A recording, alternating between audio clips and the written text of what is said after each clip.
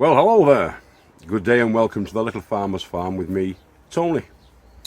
Now, we're well into the growing season now, and as you know, we started the seedlings off quite a few weeks ago. So I'm going to give you a bit of a catch up on where we're at and what we've got to plant out over the next week or two. So we'll just catch up on our seedlings and have a bit of a look at them. Behind me, you can see 3 little containers, and they've got the kale in that we overwintered. We started those off last year in, I believe it was the start of October, as seeds. Now we did these dwarf kale as an experiment really, in overwintering, just to see if they'd make it through the winter inside the polytunnel. This is our original trampoline framed polytunnel, made from 4 trampoline hoops, 10-foot trampoline hoops. So you need 2 trampolines to create the tunnel, basically. You get like a semicircle from each one, and then you have to have uprights and stuff. There's videos on creating these, but it's recycling, guys and gals. Anyway, we're inside Tiki Tunnel 1, as I call it, and this is the kale that we overwintered. And as you can see, I think it was a worthwhile experiment really. If you had quite a few of these slug forts, these are slug forts, and again there are videos on these, to prevent any slugs getting to your crops, to your brassicas. Salt in the bottom base tray. These are watering trays. So there's salt water being put into the bottom of them. So the salt prevents the slugs from getting into the tray. And then they don't get to crawl up the buckets that the top tray sat on. And the top tray is your watering tray, standard watering tray. Again, a clone or brother of this one. That has the salt in, that just has the water in. And you can water from the base then. And you get these plants. That's going to seed, it's bolting, that one. So some of them that one's been the most successful, I think, this one. And then the other 2 not so much, so I don't know why, but anyway, they've done okay. So yeah, that's the slug fort, and it was a worthwhile experiment, but we have got more kale to show you. These are the seed starts. So we've got the kale there in the middle. That's a fresh batch of curly kale that was started about 5 weeks ago. And at the back there we've got the broccoli, that's ready for going out. They're all pretty much ready for going out, and they're going to go out in this next week. This pak choy will be ready for harvesting if I don't get it out soon. But I've got a place to put those. I've got 24 pak choy plants there, and I've got a place to put those, which I'll show you in a second. These are the other seedlings that we've got. We've got the beetroot, the cylindra, the boltardy. Again, these have started about 4 or 5 weeks ago. They've not come along quite as well. Greyhound cabbage there, the pointy cabbage. We've got the Zaragoza F1 cauliflower, of which I've got quite a few. I think altogether we've got 30 of the Zaragoza. And I have got a spot for those as well, but you tend to start running out of space if you're not careful. I wonder if that's a wayward. That's a wayward seed. A volunteer seed that's popped up. But yeah, so there we go. And we've got the tomato there. That's a giant tomato plant, or hopefully will be. Fingers crossed, that we've got off Mick. So there we are with our seedling starts. This is our second batch of peas. The Kelvedon Wonder. Now these have been in for about, again, 4 or 5 weeks. When did we start these? The 12th of the 3rd. So yeah, they've been for about 4 weeks, those. And that was a short gutter that I was kind of showing you the principle of. And they're coming on okay. Not all of them have popped up, you'll notice. But we have got about 16 pea plants in there. In that sort of 2'6" section of guttering. Our potatoes are coming on strong. These are the first earlies. These are the Ulster Prince potatoes, and we put those in at the beginning of March, I believe. Yep, the 11th of the 3rd. So they've been about 5 weeks in there, planted about 2 inches from the bottom, the seed potato, 1 in each, and they're bursting through. They burst through about a week and a half ago, a couple of weeks ago really. They started to come through.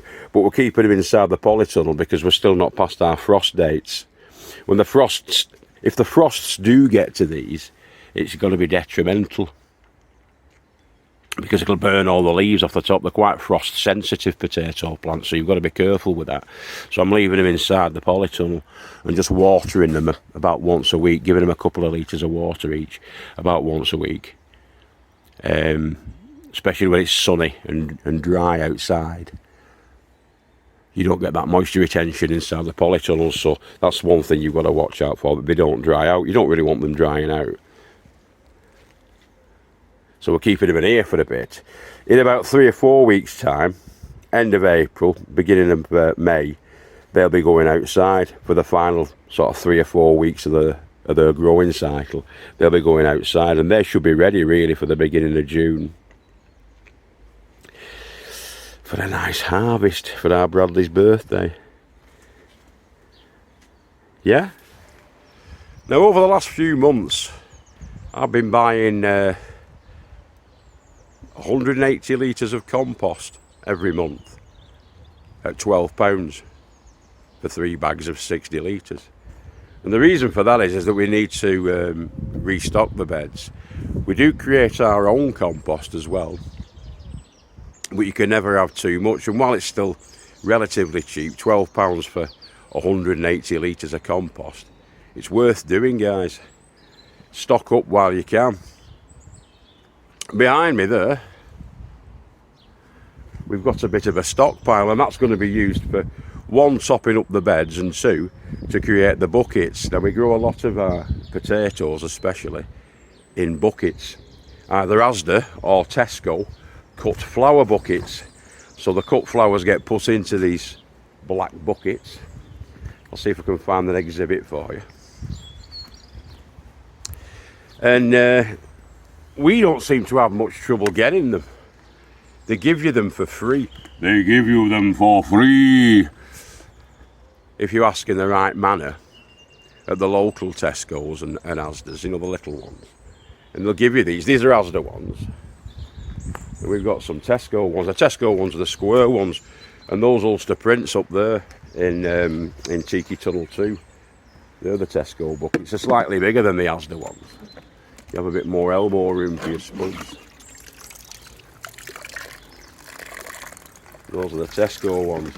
So all you need to do with those ones is you put 8mm drill holes in the bottom, probably about 6 or 7 in the Tesco ones and 5 in the Asda ones, in the bases.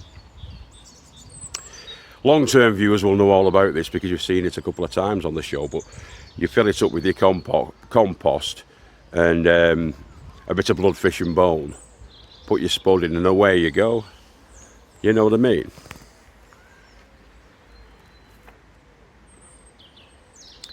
Just checking.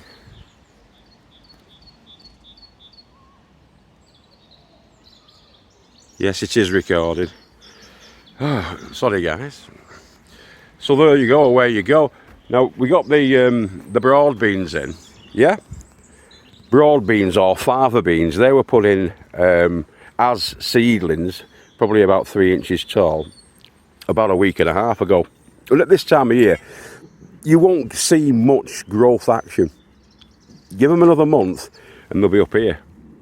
Give them another 6 weeks after today's date and they'll be up here. They'll be full of beans, fingers crossed.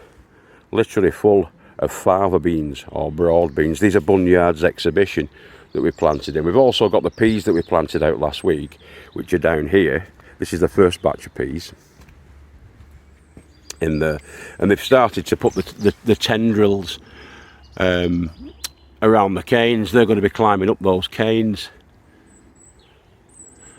and hopefully over the next 5 or 6 weeks they'll be up here and they'll have peas on them. We'll be harvesting those peas in June and July. Be coming down in midsummer and we'll be picking all of those peas off. There's our onions. These are the overwintered Senshu onions. Again, these were put in autumn of last year. We put those in, and yeah, they'll start to fatten up over the next 5 or 6 weeks. Again, June's going to be the big month really for harvesting.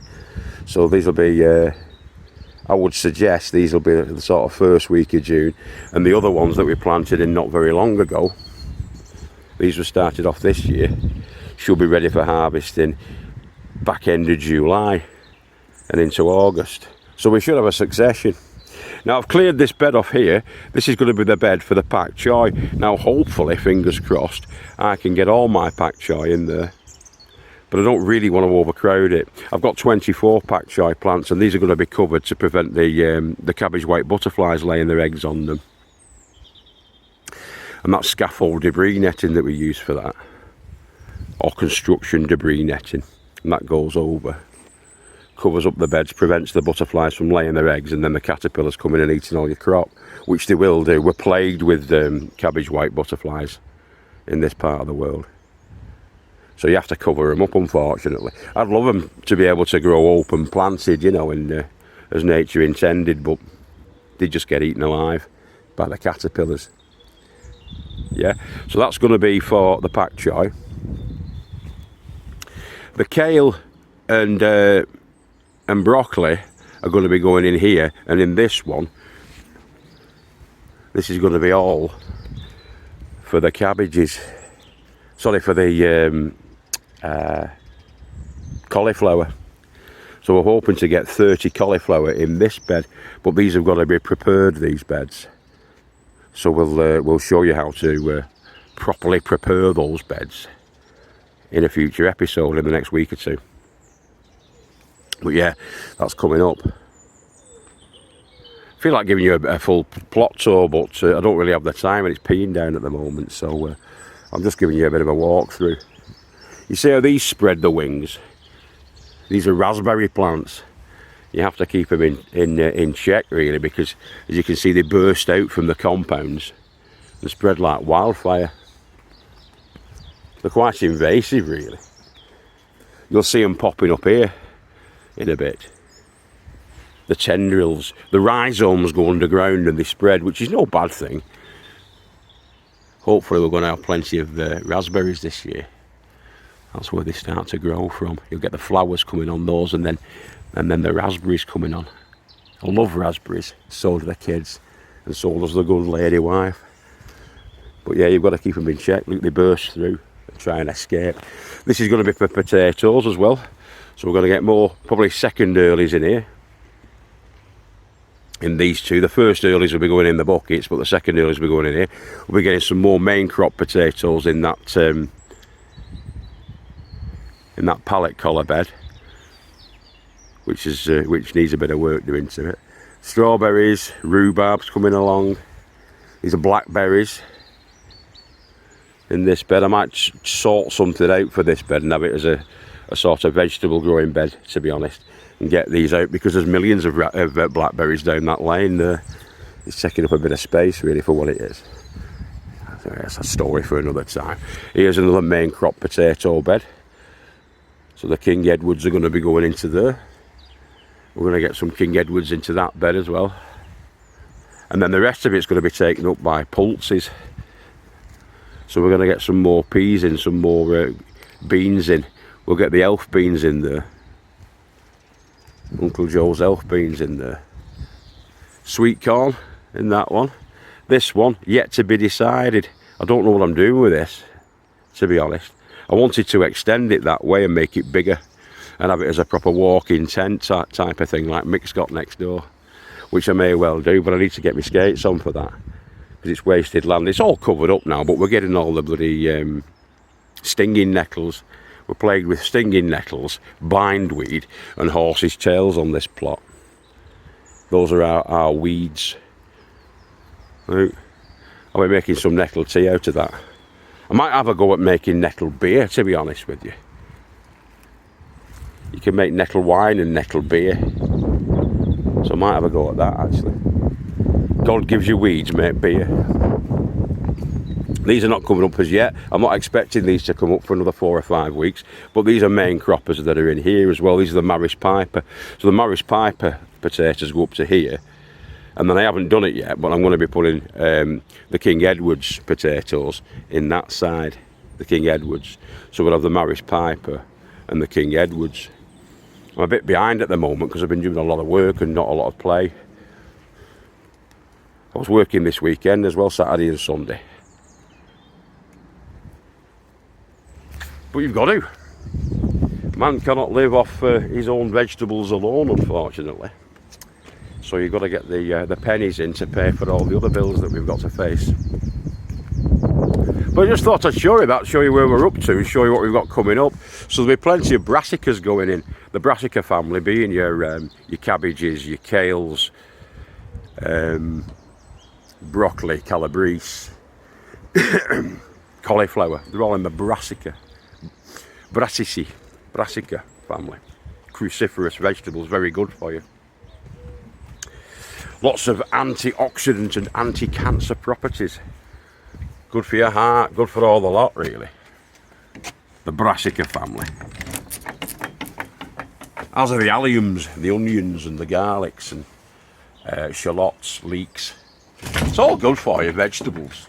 They're all good for you. So, keep growing with your heads down, and I'll catch you later. You've been beautiful, fantastic and fragrant if you're a lady. You've been virile, masculine and forthright if you're a gentleman, and if you're something in between, you're something in between, and we love you all. Take care of yourselves and each other. If I don't see you through the week, I'll see you through the window. I've been good, Murphinda, aka Tony. And yeah, look after yourselves and each other. Alright guys, have a great week. Bye bye now.